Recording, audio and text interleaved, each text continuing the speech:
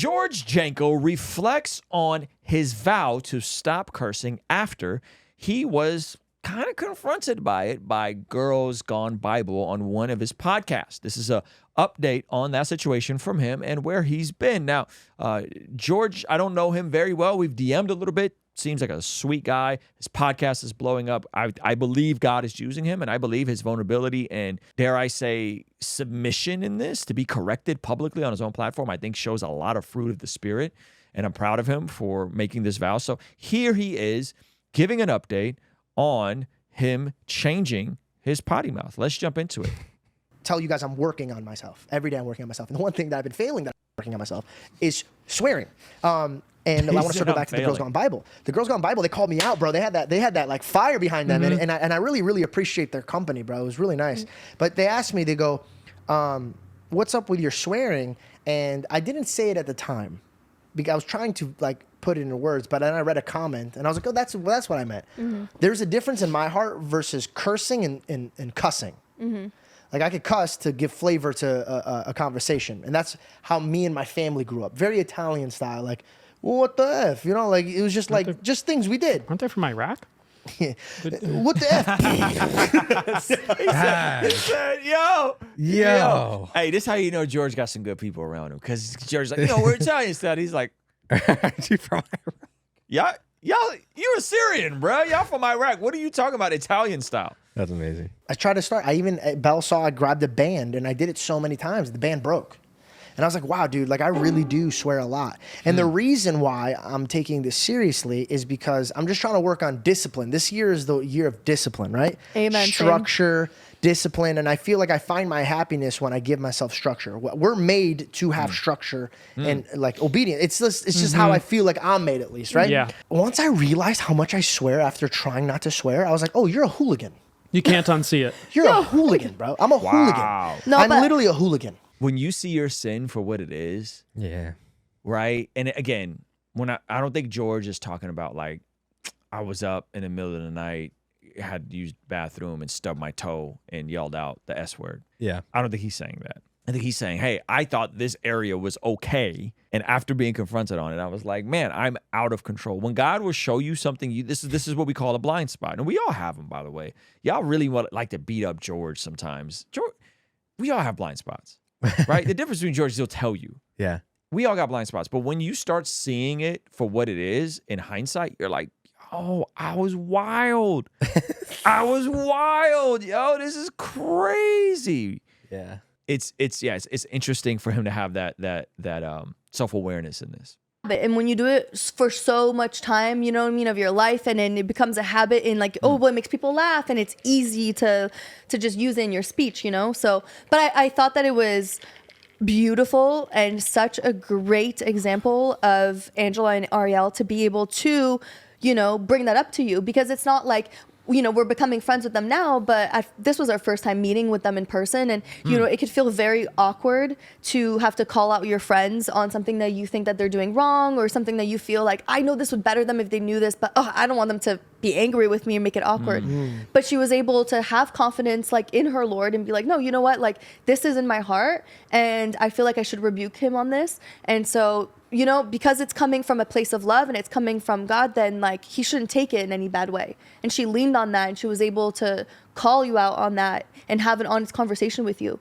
And I just think that that was such a beautiful example for people to see, and for women to see that like it's okay to stand on what you believe on, as long as you're coming from a place of love and betterment. Then there isn't anything that you can't talk about with somebody if it's for them being better. And then on the other side, for you, it showed such a beautiful example of a man and a leader to be able to listen to what somebody is saying to him without being, you know, like, what do you mean you're correcting me?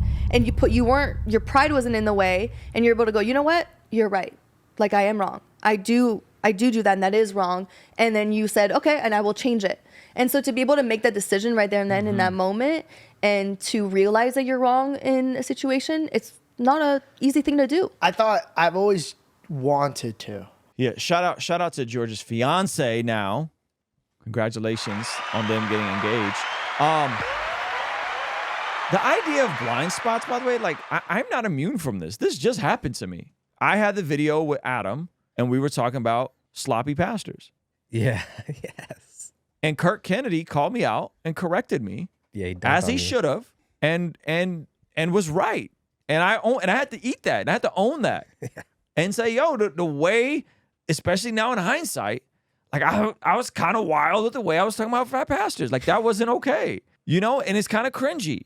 So there is there's a healthy sting to allowing people to correct you in accountability. There's a good sting to that where I think we need it. Yeah, the way I just said, I don't know if you caught it. Yeah, I think I was wrong in the way I would talk disparagingly about fat pastors. I was wrong in the way I would talk about, I can't receive from them. I can't, right? Like that was foul. That was foul. I love Kirk Kennedy. Like not only do I love his content, I love him. Like me text, and he's amazing. And it's not because I'm fat phobic. Like it was that I don't know what I am. I'm something. Maybe you are. Maybe I am, right? It ain't nothing, right? But it's not that like I'm afraid. It's just that that's like a thing for me. And now, and by the way, I've listened to quite a few of his sermons since then, and I mean, he could preach. You received? Like, yeah, definitely. There you go. Look at that. Yeah. So anyway, so that's interesting, right? The care to. All it takes is a couple words at the right time. And I just saw two girls that really loved God, and they were just like, hey, what's up with this? And like, I know that wasn't for no reason. And I truly feel that if you're Christ-like, God has beautiful moments where he uses other people to check you. That's and right. I pray for that every day. I go, God, how can I be better? So when I'm sitting with two people that are put together and they're classy and they have this type of structure in their life and they say, hey, what's up with this? There's two things a man could do. He could either cower and use his emotions and be like, nah, you don't know. Or you could just be like, got it, I'm gonna work on it. And it's harder to do that. But it's not hard if you pray for it. Like, I think I was only ready to hear that because I'm ready to work with God.